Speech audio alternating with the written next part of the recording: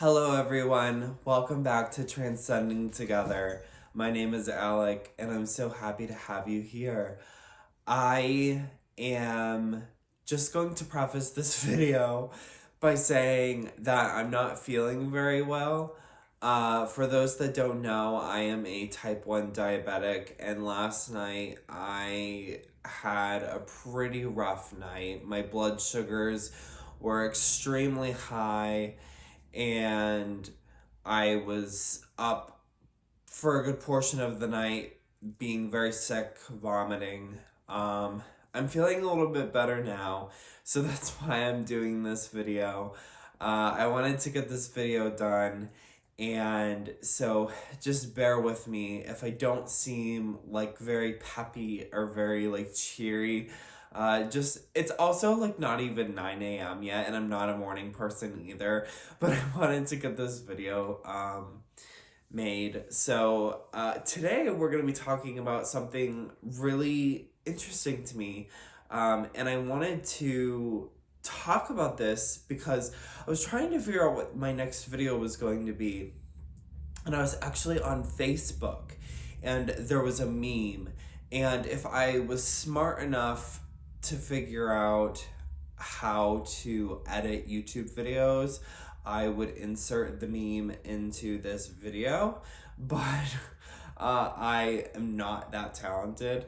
As you can tell if you've seen any of my previous videos, I pretty much just record my videos and I upload them.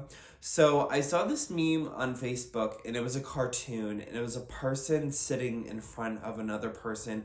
It looked like maybe like an indigenous person, and the person was basically like I can't remember exactly what they said, but they were like, "What's wrong with me? Like, why am I suffering?" or whatever.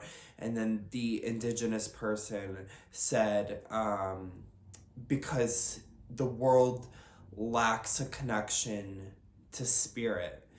And I thought that was really interesting, and I wanted to talk about that in today's video because I definitely think that the world today is lacking a connection to spirit. And I know that for me personally, I lacked a connection to spirit for a long time.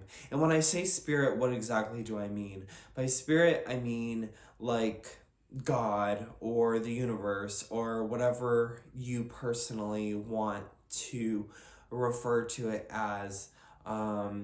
That's what I mean when I'm talking about spirit here. I'm not talking about, in this case, I'm talking about uppercase spirit, spirit with an uppercase S, not with a lowercase s.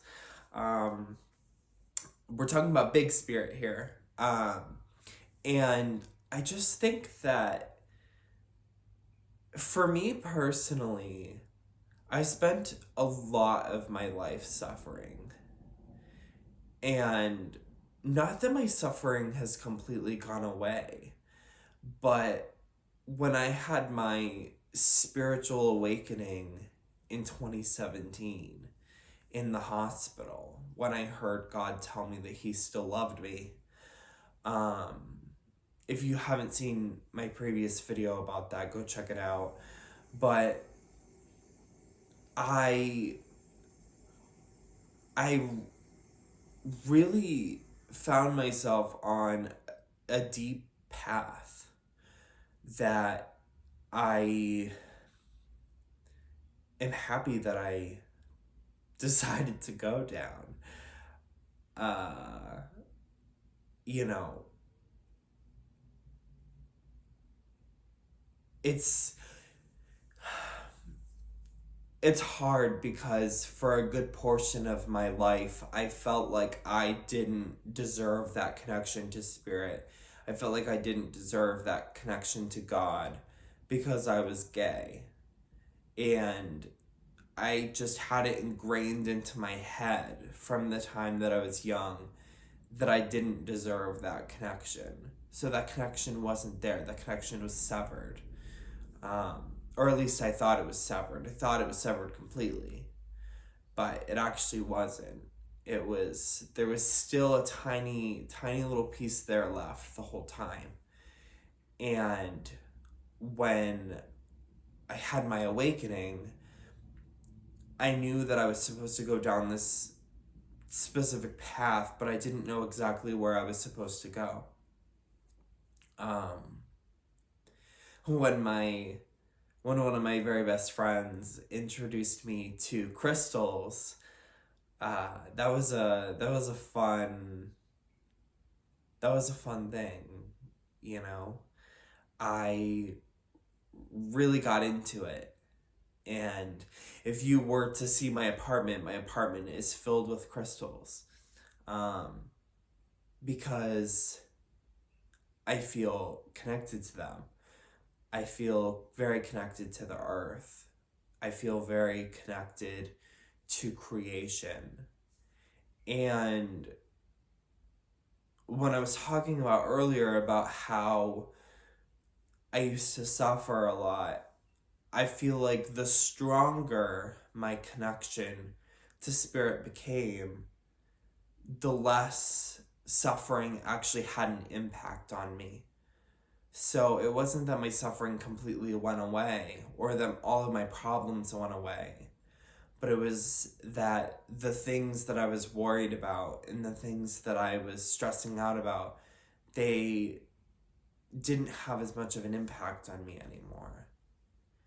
And I think that's really powerful when you can finally get to a place where you can still have all of these different things being thrown at you, but you can still sit there in peace and be with spirit and know that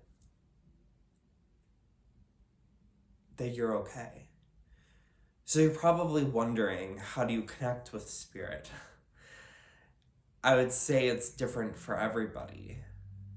And for me, I'll just share, you know, what I did. I started getting into meditating. Meditating was one of the first things that I got into. And then I got into yoga, which was really good. I haven't done yoga in a long time though, in like a year. I'm horrible, but I love it. And then I started getting into crystals when one of my best friends introduced me to them. And then it became tarot and oracle cards, and then runes. And all of these things, it was, for me, it was kind of a step-by-step process. These things didn't happen overnight. These are all things that happened from 2017 until now. We're in 2021 now. You know, these are things that didn't just happen overnight. And I think it's okay to take baby steps. It's okay to not know what you're doing either. I don't know what I'm doing 95% of the time. I just wing it. I wing it. And, you know, I think, gosh, I have to stop saying, you know. But the world today, I feel like, is so disconnected from spirit. We're so invested in other things that I personally don't think are as important. I feel like we've lost our connection, but not completely, because people still have the ability to reconnect like I have. And I think that's so important. And if you're like me and you want to reconnect, then go for it. Start off small. Do what you want to do. If you're a Christian, start reading the Bible. That's what I started doing. If you're a witch, start reading some books about witchcraft. Start practicing small spells. You know,